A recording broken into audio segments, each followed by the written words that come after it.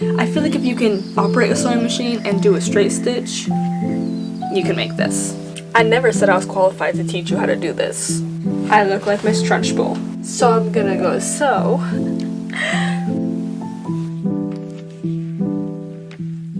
Hi. Hello, my name is Madison McIntyre, if you don't know me, which you probably don't. And today I'm going to be showing you how to make this lace skirt inspired by this one from Free People using a tablecloth. Using tablecloths as fabric is one of my biggest DIY sewing hacks because fabric can be really expensive, and so sometimes I find that tablecloths are just cheaper and it's just a big strip of fabric. So yeah, I'm a genius, it's okay. Yeah. So back in 2021 when Harry Styles was doing like the first round of Love on Tour and he came to the Forum for 3 nights, I went to night 1 and I recreated the Gucci Vogue dress. Yeah, the lace part of that is the same white tablecloth, I just dyed it a very light blue, and I had a second tablecloth laying around. And I always wanted to make like a dress or a skirt with it, I just never did. Until the other day I saw someone styling the Free People lace skirt and I was like, oh my gosh, that is my fairy princess pirate Coachella frolicking through a flower field dream skirt. So I recreated it using the extra tablecloth I had. I posted a very quick tutorial on TikTok and was like, oh my god, let me know if you want like an in-depth version, and to my surprise people actually were like, yes, please give us an in-depth version. I was like, stop it. A few things to keep in mind though as we go into this. I am a self-taught seamstress, so what I do might not be perfect, might not be like the correct way, but this is such a simple project that I feel like it's not the wrong way. If you do have any questions though, comment, I'll answer them. The exact lace and elastic I used will be linked down below, but you can use any lace fabric, you know? Yeah! Let's get this show on the road. Step 1 is figuring out your plan of action, if you're gonna do exactly what I do or something a little different. So with the fabric I have, as you can see, it has this like nicely finished edge, and then the other two sides are just straight. Because I don't want it to have like a uniform look, I decided to sew ruffles on the straight sides of the skirt, but not this side, because I feel like it gives it more texture, and I like that. But if you want ruffles on all the sides, you'll just need more ruffleage. Step 1 is cutting the strips to make the ruffles. I'm cutting off of the flat side, and I'm going to cut from both ends. Can you see how it's a little thicker up here? I get rid of that on both ends, so it's all balanced and equal. Holding it, so I'm keeping, you know, bad, ugly side just together. When I first made this, I used 8 strips of ruffles, so I'm going to cut off 4 strips of fabric from this side, and 4 strips of fabric from the other side. 2 hours later. I did realize something that I did differently than how I did this the first time. To achieve the same look I did with my first skirt, you don't want the squares to be exactly the same size. I forgot that when I first did this, I cut the fabric in half, and then I took the strips off only one of the squares, so that way when they layer on top of each other, they're not the same size, and there's like, you know, layers. Moral of the story is that the easiest way to do this if your fabric is the same dimensions as mine is first cut it in half and then cut 2 strips for the ruffles off of one piece of the fabric, and then cut the other 4 strips off of the other piece of fabric, which will then become the top piece, and there will be layers. If you don't do that though, it's okay, it's a very easy fix, you'll see me do it later. And now I'm including this diagram, so hopefully the visual helps you understand instead of me just explaining it. I'm cutting mine the width of my ruler, so that way I can also hold down the fabric. Genius! Shut the hell up, bitch.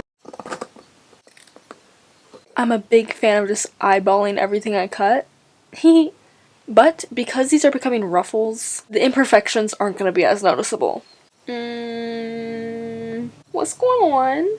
When you're the creator of the tutorial, so you can't reference anything, you just have to go from your brain power.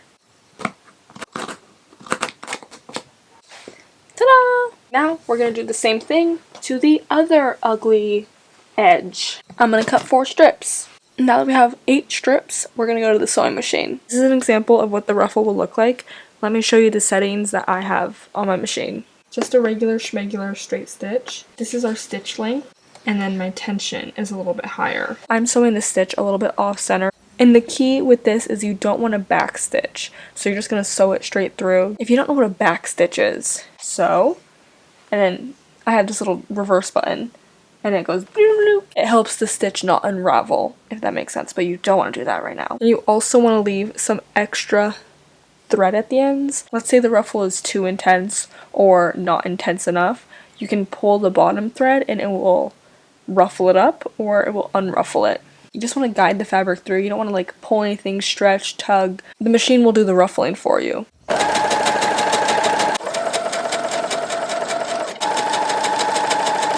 Now that we have all 8 of our little tendrils, look how fun that is. We can start working on the skirt. Hate having to do stuff like this because I'm impatient and the repetition gets so annoying to me. It's often why I don't do the same project more than once. Now we're going to cut our big rectangle of fabric in half so we have 2 squares. I've scrunched up my ruffles a bit so they perfectly fit the length of the lace. So I'm gonna go sew it on. The key to sewing on the ruffles, in my opinion, is 1, slow and steady wins the race, and 2, constantly start and stop. And make sure you're sewing everything onto the correct part. Because you're working on the edge of fabric, you don't want to sew the whole thing and then realize you've missed the edge of the fabric and didn't really sew anything together. Look at my dog. Oh my goodness. Hi, what's up? But this is what it will look like. Do a little part the Red Sea, hold the ruffles down so you can like sew on the seam. So in order to have layers with something, you need the top layer to be shorter than the bottom layer. And if you're like me and forgot that that's what you had to do and you cut 2 perfectly even squares, you're going to need to remove a few inches from your top layer. This is our top layer. Have yet to sew the ruffles on. With my white skirt, the top layer of fabric was only about 4 inches shorter than the bottom layer. But because this is fully customizable, you can make that a smaller difference in layers, a bigger difference in layers. Now that my fabric's a little bit smaller than my bottom skirt layer, I'm going to go and sew on the 4 remaining ruffles to the edges. I hate sewing on these ruffles. I'm gonna be straight up with you. Now that we have 2 layers of fabric, all of our little ruffles sewn on, we've come to the final steps. Actually making it into a skirt instead of a square of fabric. So essentially, we're gonna be following the steps of a circle skirt, but it keeps the square shape instead of like rounding the corners and making it into a circle. But we're just cutting a hole out of the center of the fabric. If you were a kid who ate salami, like salami rounds, and you ever did that thing where you folded your salami and then bit the corner and then you opened the salami back up and there was a hole and you'd like look through it? That's what we're doing. Folding up our fabric, cutting the point off, and we end up with a hole in the center. I've already done this one, as you can see. Now with this, depending on what fabric you have, you want to be careful because you don't want to cut the hole like too big and have a gaping hole that doesn't fit and you can't fix. If you're really scared, you could also look up how to make a circle skirt and like follow the instructions, like actually get the proper measurements. But I'm not a professional, so I guess and check.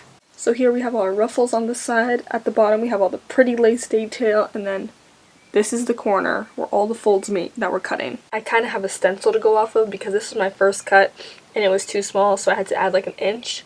And that's still a little bit too small, so again, I'm eyeballing it and checking. Maybe don't do that, but I'm cutting off a little bit more than this.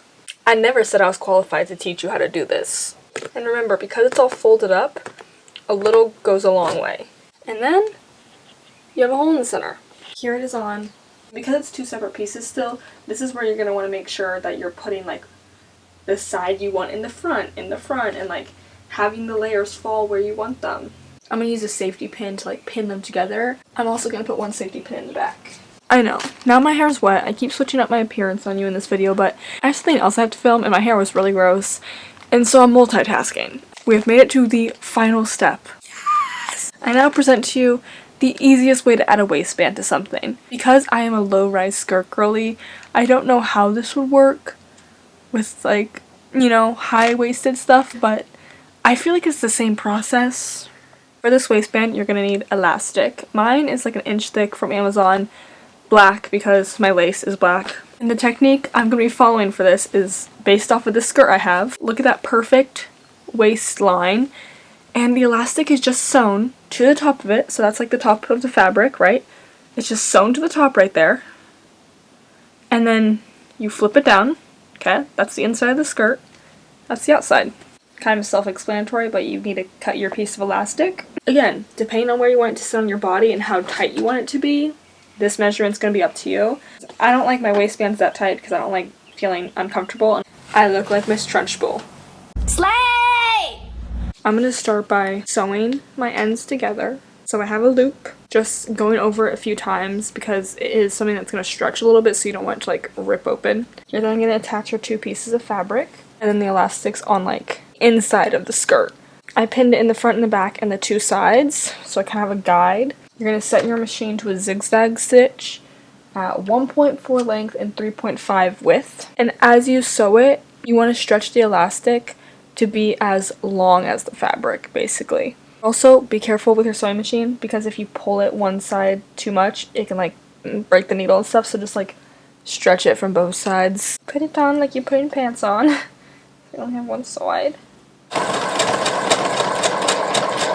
You can see my presser foot is like right aligned with it, so then the stitch happens a little bit over. I'm done! So you have that, right? And you just flip it down and it's perfect. Ah, okay, I'm gonna put it on so you can see.